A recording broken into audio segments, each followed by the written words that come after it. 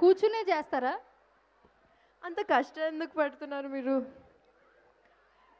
ఈజీగా కూర్చొని హాయిగా అలా స్టెప్ చేయకుండా చేయండి. ఓకేనా? అంత ఎనర్జీ పెట్టాల్సిన అవసరం లేదు. ఆల్రెడీ మీరు చదువుకున్నారు, అంత టెన్షన్లో ఉంటారు. ఆగు, ఆగు. అంత టెన్షన్లో ఉంటారు. ఎందుకు మీకు ఇదంతా కదా? అవునా కాదా? Agreed or not? Vardhaman college, hello. First of all ఫార్మల్గా హలో చెప్పలేదు మీకు. ఎలా ఉన్నారు? ఒకసారి మా నరేష్ గారికి హలో చెప్తారా? హలో అండి అందరికీ. బేసిక్గా నేను చాలా లాస్ట్ బెంచర్ని, ఎప్పుడు ఈవెంట్స్కి కూడా వచ్చేవాడిని కాదు. This is the first time college ఈవెంట్లో స్టేజ్ ఎక్కుతున్నాను. అంతా లాస్ట్లో ఉండి అరిచేవాడిని. నాకు ఇప్పుడు అర్థమవుతుంది. Yeah, thanks for your support and thank you so much. నాకు ఎప్పుడు ఒకటి ఉండేది, కాలేజ్ డే నేను చాలా మిస్ చేశాను. ఎలా అంటే ఎక్కువ నేను కాలేజ్కి వెళ్ళేవాడిని కదా. ఆల్మోస్ట్ నాది 2 డజన్స్ ఆఫ్ బ్యాక్లాగ్స్ ఉన్నాయి ఇప్పటికి కూడా.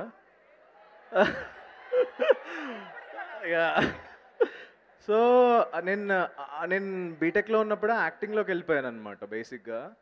సో ఎక్కువ కాలేజ్ ఎంటర్టైన్ చేసేవాడిని కదా, మొత్తం యాక్టింగ్లోనే ఉన్నాను నేను. బట్ నేను ఎక్కువ సోషల్ మీడియాలో ఉన్నాను, అందుకే మీకు తెలియకపోవచ్చు. తెలుసో లేదో నేను తెలీదు.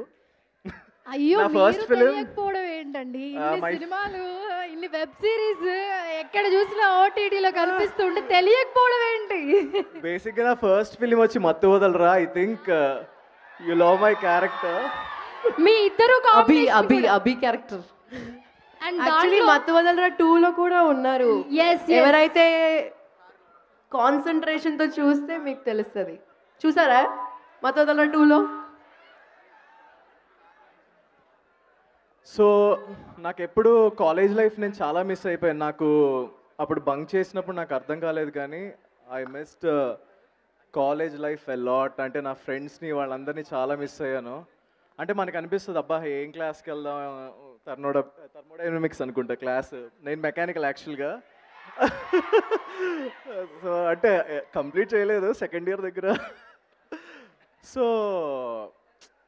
అదేంటంటే ఒక 3-4 ఇయర్స్ అయిన తర్వాత నేను కెరీర్ స్టార్ట్ చేసిన తర్వాత ఎక్కడో నాకు తెలియకుండా నా కాలేజ్ లైఫ్ మిస్ అయిపోయాను అనమాట. ఐ ఫెల్ట్ సో బ్యాడ్ యాక్చువల్గా.